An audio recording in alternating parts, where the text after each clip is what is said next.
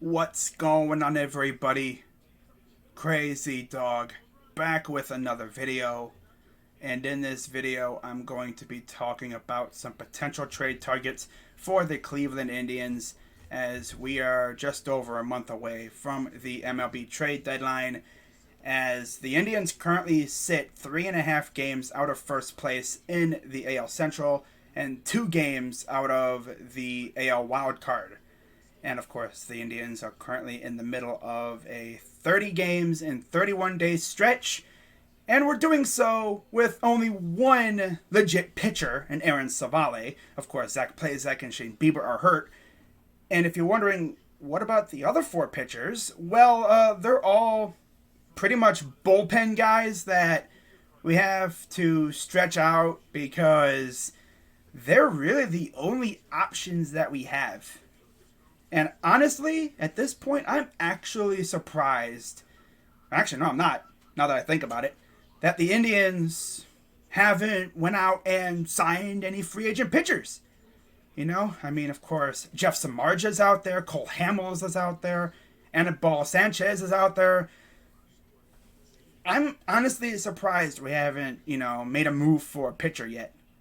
It doesn't have to be an ace. Just has to be someone to eat innings and actually get us through 6 innings, because right now we are cooking our bullpen. Our bullpen is not going to make it through this 30 game and 31 day stretch. Especially if you got a pitcher who can't even get through an inning. We've already had like 2 games where our starter couldn't even get through an inning. Like, bro. Damn.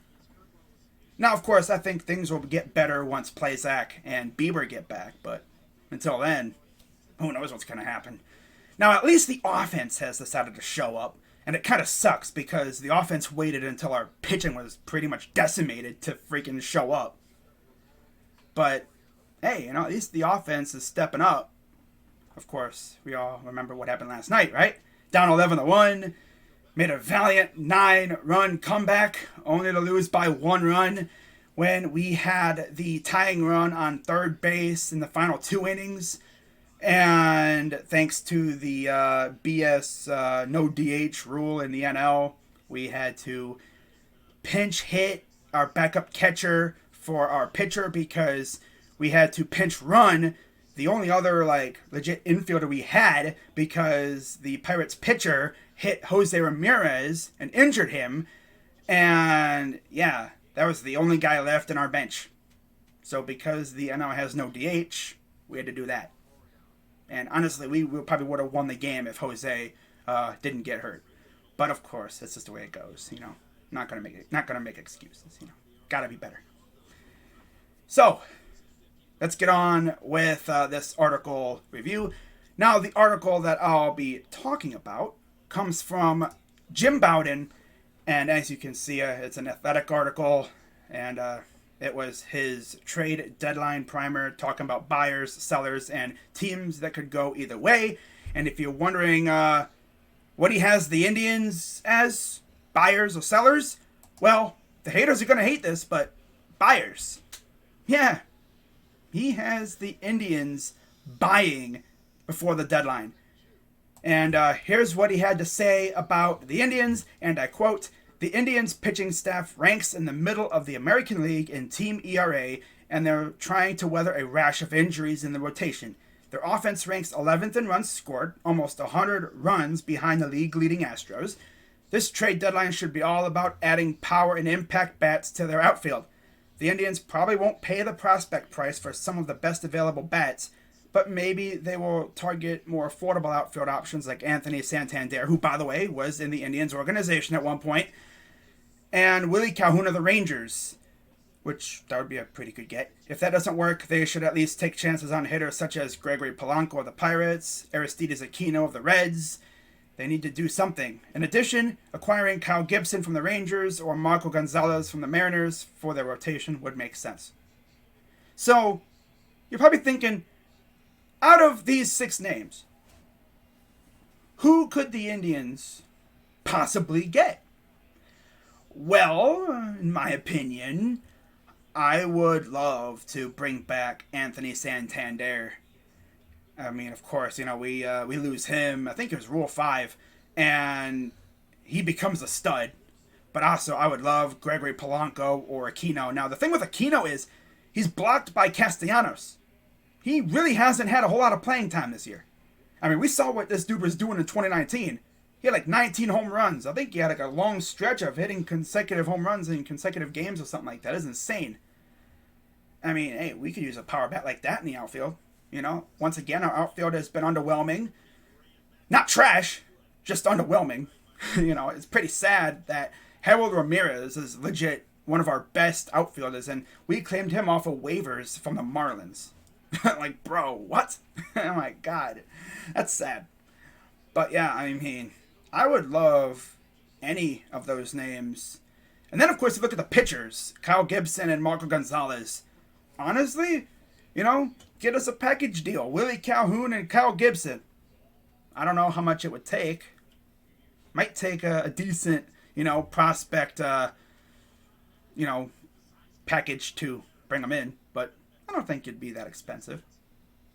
Get Kyle Gibson, who could be a legit number 4 or number 5 in our rotation, especially when Bieber and Plesac get back, and hopefully Tristan McKenzie gets his act together.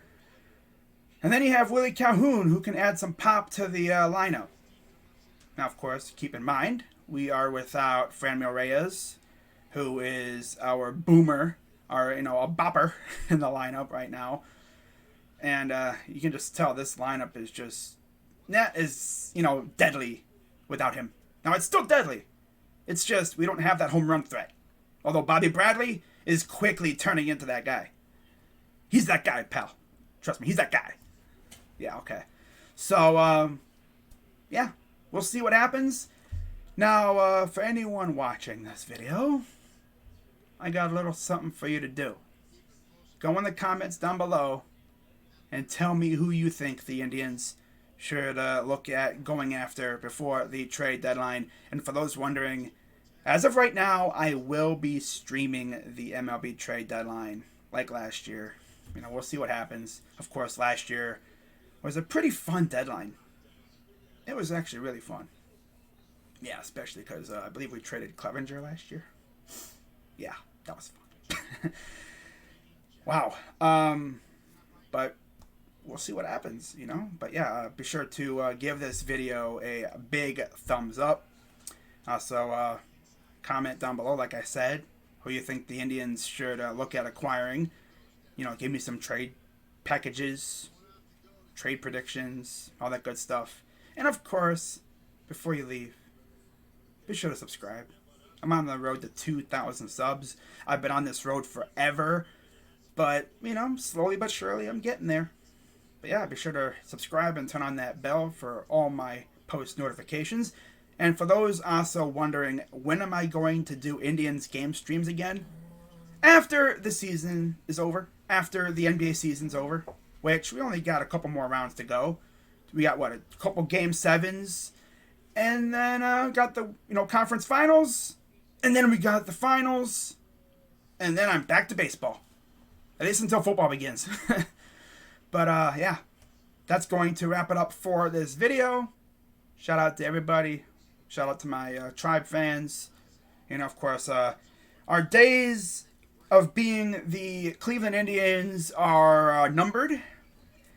And, of course, I'll make a video when the Indians decide what their new name is going to be. And, of course, when they come out with the new logo and uniforms and all that, I'll do a review of them. Why not? Hopefully the name isn't stupid or anything. I mean, knowing the Dolans, they're going to pick something stupid. God, I hope not. And then, of course, you have the logo. I mean, we're talking about a team that got rid of Chief Wahoo for Block C. Like, you could have at least did the old 70s, C logo. That would look pretty cool. Or at least put a feather on it. Damn. But they like being plain. We'll see what they do. But that's going to wrap it up, guys. Shout out to everybody. I'm Crazy Dog 99. Let's go, Tribe. And I'm out.